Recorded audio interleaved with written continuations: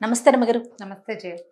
రమగారు, సాధారణంగా మనం ఇంట్లో నిత్యం దీపారాధన చేస్తూ ఉంటాం.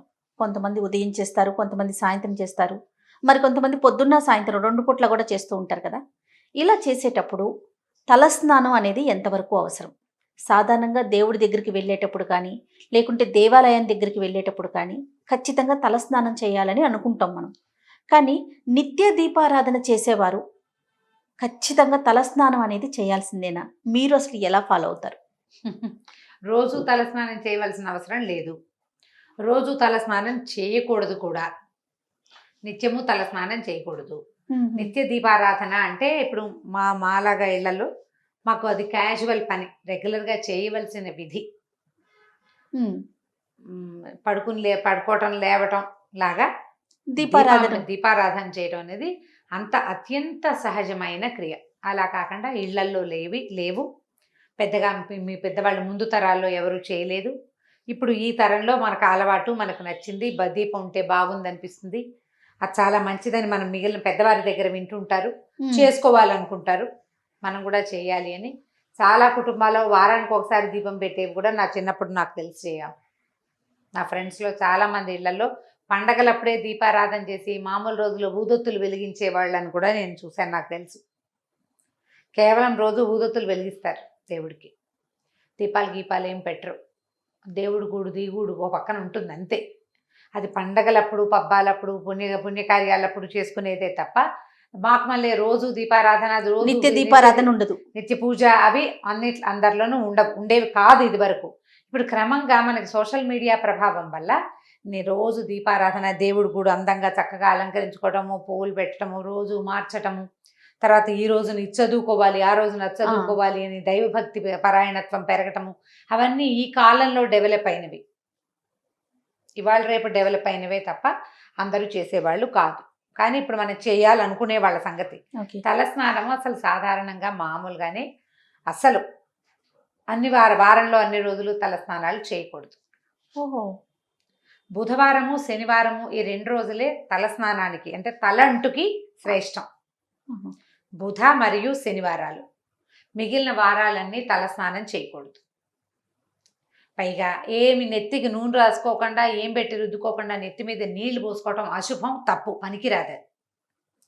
అవి మరణాలు సంభవించినప్పుడే అట్లా నెత్తి మీద నీళ్లు పోసేసుకుంటారు. నూనె అంటూ ఉండదు, రుద్దుకోవటము ఉండదు. ఆ తల ఆరదు. అలా స్నానం చేసి నెత్తి మీద నీళ్ళు పోసుకుని దీపం పెట్టడం చాలా తప్పు, చేయకూడదు. అది అశుభ కార్యాల్లో చేసేది. ఖచ్చితంగా నూనె పెట్టుకోవాలి. లేదా ఏదైనా పెట్టి రుద్దుకోవాలి. 2. ఇప్పుడు తల స్నానము అంటే వాటర్ వాష్ కాదు. ఓకే. వాటర్ వాష్ ఒకవేళ విషయం పూర్తవని వాటర్ వాష్ ఒట్టిగా నీళ్లు పోసుకోవటం అని అనేది అశుభాల్లో చేస్తారు. జ్ఞాపకం పెట్టుకోండి. నెత్తి మీద నీళ్లు పోసుకుని రావటం మనకి పనికిరాదు. మనం మన వైపు తెలుగు రాష్ట్రాల్లో పనికిరాదు. ఏదైనా పెట్టి రుద్దుకోవాలి. కుంకుడుకాయ పెట్టైనా సరే రుద్దుకోవాలి, లేదా షాంపూ చుక్కైనా వేసుకోవాలి. అది ఎప్పుడు చేస్తారంటే అశుభాల్లో చేస్తారు. 2వది అనారోగ్య సూచకం. అది తలలో జిడ్డు ఉండిపోతుంది, మురికి ఉండిపోతుంది, ఆరదు తల. సాయంత్రం అయ్యేసరికి తల నాదొస్తుంది, అస్సలు పనికిరాదు. తల స్నానం అంటే అంటుకుని స్నానం చేయటం. నూనె రాసుకో, నూనె కాకపోతే ఇంకో హెన్నా పెట్టుకో, ఇంకోటి పెట్టుకో, ఏదో ఒకటి నెత్తికి పెట్టుకుని దాన్ని వదిలించుకునేందుకు ఇంకొకటి పెట్టాలి కదా మనం. అది చేస్తే మీకు జుట్టు ఆరిపోతుంది. ఆరిన జుట్టు ఆరోగ్యానికి మంచిది. తడారిన జుట్టు జబ్బు చేస్తుంది, పనికిరాదు. ఇప్పుడు ఈ తలంటి పోసుకోవడానికి మరి మనకి ఇదివరకు స్కూళ్ళకి వెళ్ళే పిల్లలంతా ఇప్పుడు కూడా ఆదివారాలే సెలవులు ఉంటే ఆదివారం పొద్దున బాగా చక్కగా నూనె రాసి తలంటి పోసుకుంటాం. వీలు కదా. నిజానికి ఆదివారం అనారోగ్యం, పనికిరాదు. మనకి ఇదే వీలు. ఇప్పుడు ఏం చేస్తాం అంటే మిగిలిన వారాల్లో స్నానాలు చేయడానికి ఒక అమెండ్మెంట్స్ ఉంటాయి ప్రతిదానికి. సోమవారం నాడు చేస్తే నూనెలో ఇది వేసుకోండి, మంగళవారం రాయాల్సి వస్తే ఇది వేసుకోండి అని. మంగళవారం మంచిది కాదు, సోమవారం మంచిది కాదు, గురువారం మంచిది కాదు, ఆదివారాలు కూడా మంచివి కాదు. వారంలో 2 ముఖ్యమైన వారాలు బుధవారము మరియు శనివారము. ఈ 2 రోజుల్లోనూ స్నానం చేస్తే సౌమ్యత వస్తుంది, శరీరానికి కాంతి వస్తుంది, ఆరోగ్యం వస్తుందని శాస్త్రరీత్యా చెప్పబడింది. శనివారం నాడు నువ్వుల నూనె నెత్తికి ఒంటికి అద్దుకుని పిల్లలు కూడా చక్కగా రాసి ఆ నూనెని వదిలిస్తే గ్రహపీడలు కూడా తొలుగుతాయి. శనివార స్నానం ద బెస్ట్, శ్రేష్ఠ స్నానంగా చెప్పబడుతుంది. స్త్రీలకైనా పురుషులకైనా, ఎవరికైనా, పిల్లలకు కూడాను. అయితే ఇప్పుడు మనం పూజ స్నానం గురించి మెయిన్ మన మోటో మన క్వశ్చన్ అది. ఇప్పుడు నిత్యము పూజ చేసుకునే వాళ్ళకి అసలు తల స్నానం అక్కర్లా. మీరు ఈ వారాల్లో ఏ 2 రోజు చేయదలుచుకున్నారో ఆ రోజు స్నానం చేయటం, రోజు స్నానం చేసి దీపారాధన చేసుకోవచ్చు. ఈ పుణ్య స్త్రీల కంటే ఎవరైతే వివాహితలు ఉంటారో వీళ్ళు ఒక చిటికెడు పసుపు రాసుకుని స్నానం చేస్తే, నేను ముందు రోజు రాత్రి భర్తలతోటి ఉన్నామని, బయటికి వెళ్ళామని, ఎక్కడికో వెళ్ళొచ్చామని, మర్నాడు స్నానం చేయాల్సి వస్తుందని ఆ శంక పడని అవసరం లేదమ్మా. పుణ్యస్త్రీకి పసుపు రాసుకుని స్నానం చాలా మంచిది, తల స్నానంతో సమానం. ఈ నెత్తి మీద నీళ్లు పోసుకునే విధానం ఉంది చూసావా, పూర్వకాలంలో భర్తలు మరణిస్తే జుట్టు తీయించేవాడు. వాళ్ళు రోజు నెత్తి మీద నీళ్లు పోసుకోవాలి అని. అది కూడా ఏమిటంటే మడిగట్టుకోవటం కోసం, దేవతార్చనకి తలస్నానం చేయకపోతే పనికి రాదని వాళ్ళని చేయమని వాళ్ళు. ఇప్పుడు మనకు అసలు ఆ విధానమే లేదమ్మా. అలాంటి బ్యాడ్ ఐడియాస్ అన్ని తీసి పక్కన పెట్టండి, వాటిలోకి వెళ్ళొద్దు అసలు. మన జీవితాలే అట్లా లేవు, మన పద్ధతే అది కాదు. భర్తలు లేకపోయినా, మరణించినా, లేకపోతే మీరు ఏదైనా డివోర్స్ లాంటివి తీసుకున్నా, ద్వితీయ వివాహానికి అవకాశం ఉన్న రోజు ఇది. ఎందుకు పూర్వకాలపు ఆలోచనల్లోకి వెళ్ళాలి మనం? మరి వారాల్లో స్నానం చేయకూడదని పూర్వకాలం ఆలోచన కాదా మీది? నీ నెక్స్ట్ క్వశ్చన్ అదే, నీ మొహంలో అదే ప్రశ్న కనిపిస్తుంది. నేను చెప్తాను చూడండి. ఇప్పుడు నెల మొదట్లో ఆదివారం మొదలైంది, వారాలు రోజు మారేసరికి సూర్యగమనం మారుతుంది. మనకి సండే, మండే, ట్యూస్డే ఇంగ్లీష్లో చదువుకుంటాం.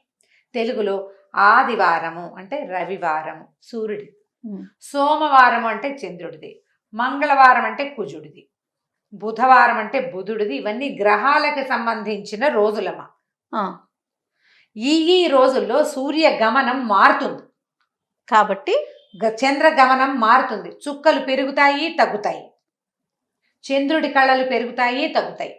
మనం చూడండి, ఆది సోమవారాలకు 2 వారాలు గడవంగానే అమావాస్య వస్తుంది. అమావాస్య రాగానే చంద్రుడు ఉండడు, సముద్రంలో అల్లలు పోటెత్తుతాయి. పౌర్ణమి రాగానే చంద్రుడు ఇంతవాడైపోతాడు, మళ్ళీ అల్లలు పెరుగుతాయి. ఇప్పుడు సూర్యచంద్రుల గమనంతో మనకి ప్రకృతి స్పందిస్తోంది, మనకు తెలుసు కదా. అవును, మనం కూడా ప్రకృతిలో భాగాలం కదా, అవునా? అవును. మన శరీరం పాంచభౌతికమైనది, 5 ఎలిమెంట్స్ తోటి నిర్మింపబడింది కదా మానవ శరీరం. నువ్వు ఒప్పుకున్నా ఒప్పుకోపోయినా ఖచ్చితంగా ఒప్పుకోవాల్సిందే కదా. అవన్నీ స్పందిస్తాయి. అందుకని ఈ వారాలకి అనుగుణంగా స్నానాలు చేయండి అని చెప్తారు. అవసరం లేకపోతే హెడ్ బాతులు చేయబోకండి, చేయొద్దు అసలు. ఈ నిత్య పూజకి చేయక్కర్లేదు. అయితే మళ్ళీ ఈ నియమాలు ఉన్నాయి కదా, ఈ వారాల్లో స్నానం చేయకూడదు అని. మరి సోమవారం స్నానం చేయాల్సి వచ్చిందండి, ఆఫీస్లో ఏదో పార్టీ ఉంది, ఏదో ఫంక్షన్ ఉంది, లేకపోతే ఎక్కడికో వెళ్ళాం, స్నానం చేయాలి. దానికి ఏం చేయొచ్చు అంటే, ఆడవాళ్ళు అయితే ఒక చిటికెడు పసుపు రాసుకోవచ్చు. దాంట్లో బుధవారం అయితే విభూతి వేసుకోండి, గురువారం అయితే ఇది పాత పద్ధతుల్లో చెప్తారు. అంత దాకా వెళ్ళొద్దు, అవన్నీ పెట్టుకోకండి. పసుపు రాసుకుని తలస్నానం చేయండి. మందార నూనెలు, అవి నూనెలు చేసుకుంటాం కదా, నూనె తయారు చేసుకుంటాం. నూనెల్లో కనుక పువ్వులు వేసిన నూనె అయితే కనుక తప్పు లేదంటారు. ఆ నూనె తలకు పెట్టుకొని తలస్నానం చేయొచ్చు. అమెండ్మెంట్స్ ఇవన్నీ చేయకుండా ఉంటే మంచిది. తప్పక చేయాల్సి వస్తే ఈ పని చేయండి, చేయవలసి వస్తే ఈ పని చేయాలి. ప్రధానంగా భోజనం చేసి తల స్నానాలు చేయకూడదు. నెత్తికి నూనె పెట్టుకున్నాక స్నానమే చేయాలి, కానీ మధ్యలో ఆహార భోజనాలు చేయకూడదు, తినకూడదు. పొద్దున్నే నూనె రాసుకుని బ్రేక్ఫాస్ట్ అన్ని చేసి 12ంటికి స్నానం చేసి చేయకూడదు. పాత పద్ధతి చెప్తున్నా, తర్వాత మీ ఇష్టం. తర్వాత దేవాలయానికి వెళ్ళేటప్పుడు తల స్నానం చేయాలా, అది అడుగుతుంటారు చాలా మంది ఆడవాళ్ళంతా. శుక్రవారం తలంటి పోసుకోవాలనుకుంటారు, లక్ష్మీ పూజ చేసుకోవాలి, తలంటి పోసుకోవాలి. పసుపు రాసుకుని స్నానం చేయండి, తలంటి పోసుకోండి, పనికొస్తుంది. దేవాలయ దర్శనానికి వెళ్ళాలి అంటే మీరు నెలకు ఎప్పుడో ఓసారి వెళ్తే వాళ్ళు పోసుకోండి తలంటి. అది ఏ రోజైనా కూడా దేవాలయానికి వెళ్ళాలన్న ఉద్దేశం ఉంటే. కానీ నా సిద్ధాంతం అయితే, మీ తల మురిగ్గా ఉంది, స్నానం చేసి చాలా రోజులైంది, ఏదైనా రకరకాల పరిస్థితులకు ఎదురయ్యాయి అని మీకు అనుమానం ఉంటే తప్ప, లేకపోతే పసుపు రాసుకుని స్నానం చేసి వెళ్ళచ్చు. పసుపు రాసుకుని ఒక చిటికెడు సూత్రాలు, మంగళసూత్రాలు పసుపు రాసుకోవడం, పాపెట్లో ఒక చిటికెడు అంటించుకోవడం, ఒంటికి శాస్త్రానికి పసుపు రాసుకుని స్నానం చేస్తే పనికొస్తుంది. ఆ పసుపు ఉంచుకోవాలా అలాంటి వాటికన్నా సబ్బేసి తోమేసుకోవచ్చు, పసుపు ఉంచుకోక్కర్లేదు. కానీ పసుపు రాసుకుని స్నానం చేసి దేవాలయానికి వెళ్ళొచ్చు.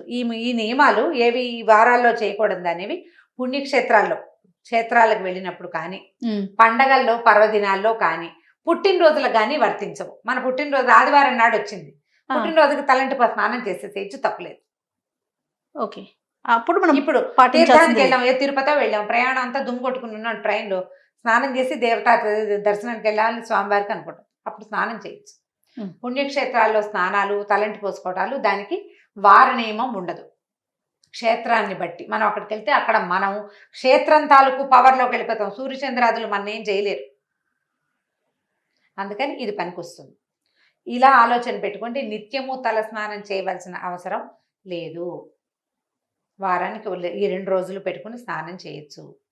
మీకు అనుమానము శంక ఉంటే ఎవరైనా సరే, పెళ్ళైన ఆడపిల్లలందరూ, ఆడవాళ్ళంతా కూడా పొద్దున్నే బాత్రూంలో పసుపు ఉంచుకోవటం, ఒక చిటికెడు పసుపు ఒక మగ్గు నీళ్ళల్లో వేసి ఒంటి మీద పోసుకోండి. అనుమానం లేకుండా, శంక లేకుండా, ఏదైనా తప్పు చేస్తున్నామేమన్న భావన లేకుండా ఉంటుంది. పసుపు ఎలాగో యాంటీబయాటిక్, మనకి స్కిన్కి చాలా అవసరమైంది, ముఖ్యమైనది. ఆ శంక లేకుండా పోతుంది. ఏమీ తప్పు లేదు, శుభ్రంగా చేయొచ్చు. అంతే. నమస్తే. నమస్తే జీ. ఈ వీడియో కనుక మీకు నచ్చినట్లయితే లైక్ చేయండి, షేర్ చేయండి. మరిన్ని ఇంట్రెస్టింగ్ వీడియోస్ కోసం మా ఛానల్ని సబ్స్క్రైబ్ చేసుకోండి.